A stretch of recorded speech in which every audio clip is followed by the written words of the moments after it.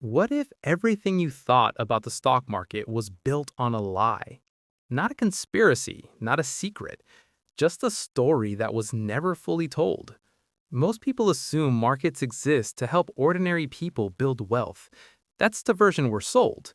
But the real origin story starts somewhere far older, far colder, and far more honest about human nature. And once you hear it, you can't unhear it. Let me take you back to a world before stock exchanges existed, a world where trade was raw, personal, and brutally unforgiving.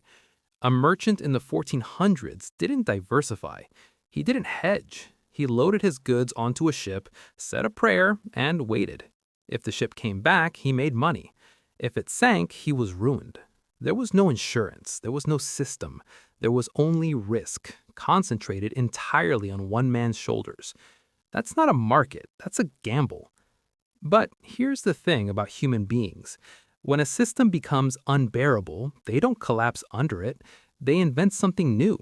And in the late 1400s, something was about to make the old system completely unsustainable. Europe discovered the ocean, not metaphorically, literally. Trade routes that once spanned weeks now spanned oceans. Cargoes took months, sometimes years, to return. Prices swung wildly. A political crisis in Lisbon sent shockwaves to Venice. War in the East meant bankruptcy in the West. No single merchant could absorb this anymore, not even most kings. Global trade had grown so fast that medieval finance couldn't keep up, and that gap, that terrifying gap between ambition and capacity, is exactly where the modern stock market was born. The city, not London, not New York, Antwerp. I know, most people have never thought seriously about Antwerp. It doesn't sound like the birthplace of modern capitalism, but that's precisely why this story matters. Because the origins of the most powerful financial system in human history weren't glamorous, they were desperate. Antwerp sat at the crossroads of everything: Mediterranean trade routes, Atlantic exploration, Northern European commerce. It didn't dominate through military power. It dominated through something far more valuable: liquidity. You could arrive in Antwerp and in a single location access goods, credit, insurance, and information. For a merchant in 1500, that was everything. Think of it less like a capital city and more like a financial operating system. A place that didn't rule the world politically, it quietly priced it. And then something subtle happened, something so quiet that most historians gloss over it. Merchants stopped caring about ships. They started caring about claims. Think about what that means for a second. Instead of owning cargo, you owned a piece of paper that said you had a right to future profits. Instead of waiting years for a voyage to complete, you could sell your claim early. Instead of being trapped in uncertainty, you could convert it into something tradable. This is the conceptual leap that created the modern world. Wealth became abstract. Wealth became portable. Wealth became disconnected from physical reality. But here's the question that changes everything. Once a claim is tradable, what determines its price? Not the cargo, not the ship, not the captain's skill. The price is determined by what someone else believes it's worth, and what they believe it's worth depends on information. Which means, for the very first time, information itself became a financial weapon. Those closest to the news made money. Those furthest from it got burned. Risk didn't disappear. It migrated from the powerful to the uninformed. And that migration, that quiet transfer of uncertainty, is the architectural DNA that every modern market still carries today. I need to pause here because this is the part where most financial history goes soft on you. It starts saying markets were invented to democratize wealth, to give ordinary people a stake in prosperity. That's not what happened. The first stock exchange was not a democratic invention. It was a survival mechanism, built by merchants and states to do one thing: unload risk onto other people while maintaining access to capital. Markets didn't make trade safer, they made it survivable for those with access. And I'll be honest, when I first understood this, I felt something shift. I'd spent years thinking about markets the way most people do, as systems designed to reward patience, discipline, and good judgment. But they weren't built for patience. They were built for speed. They weren't built for accountability. They were built for exit. That realization was uncomfortable, but it was also clarifying. Because once you stop expecting markets to behave like guardians, you stop being surprised when they don't. Back to Antwerp. The exchange was running, liquidity was flowing, and the market was doing something extraordinary.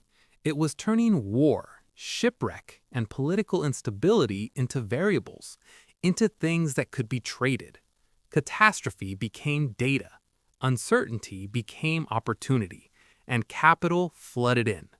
But, and this is where the story turns, financial innovation always runs ahead of political stability. Antwerp thrived in volatility, but volatility eventually broke the system that fed on it. Religious conflicts, imperial rivalries, blockades, armies. Liquidity doesn't stay loyal to cities, it stays loyal to stability. And when stability left Antwerp, capital followed. Not because the idea was flawed, but because the idea worked too well to remain exposed. The idea moved north, to Amsterdam. The Dutch didn't just copy Antwerp, they upgraded it. Clearer legal protections, stronger property rights, a state that aligned itself with commerce instead of consuming it. Finance was given room to breathe. And in that room, it didn't just survive, it became an engine of empire. The Dutch East India Company raised money not by promising certainty, but by offering something more seductive: the ability to exit. Investors didn't need voyages to succeed, they only needed a buyer for their shares. That one shift rewired human psychology around money. Risk became psychological instead of physical. Losses could be exited before they crystallized. Gains could be locked before reality caught up. The market stopped rewarding patience. It started rewarding anticipation. Therefore, the first financial bubbles weren't caused by irrational people. They were caused by a rational response to a system that made optimism profitable. Prices began to reflect expectations of expectations. Confidence fed itself. Paper wealth expanded faster than actual trade. And when reality intervened, it intervened hard. But not evenly. It never does. By the time London inherited this model in the 17th and 18th centuries, the DNA was fully formed. Markets were no longer regional solutions to local problems. They were global infrastructure. Governments borrowed through them. Corporations scaled through them. Wars were financed through them. Risk was sliced, sold, and spread so thin that no one person could trace where it lived, until it all came home at once. Does any of this sound familiar? Because it should. Modern markets still run on Antwerp's original code: abstraction, liquidity, continuous pricing, exit over accountability. They are extraordinary at mobilizing capital quickly. They are far less effective at ensuring that the people who benefit are the ones who pay when things go wrong. Every major financial crisis since has followed this exact pattern. New instruments promise flexibility. Liquidity expands. Risk moves away from visible hands. Prices detach from fundamentals. The system snaps. The damage lands unevenly. This isn't cynicism. This is architecture. The exchange was never designed to create fairness. It was designed to keep complex systems functioning under stress. And it does that remarkably well for the system as a whole. Individuals experience it very differently depending on where they sit inside it. So here's what Antwerp actually leaves behind. Not a building, not a city, a belief.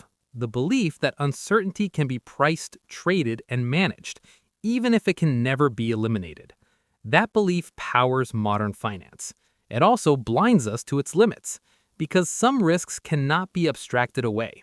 They accumulate quietly outside balance sheets. They grow in the dark until the market is forced to recognize them. And when that happens, liquidity vanishes faster than it ever appeared. This is why understanding where markets came from matters more than most people think.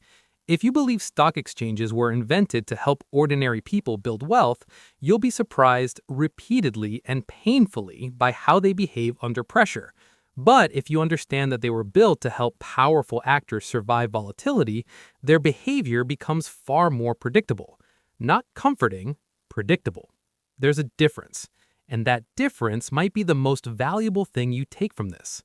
Markets are tools, extraordinarily powerful ones, but they are not neutral, they are not moral.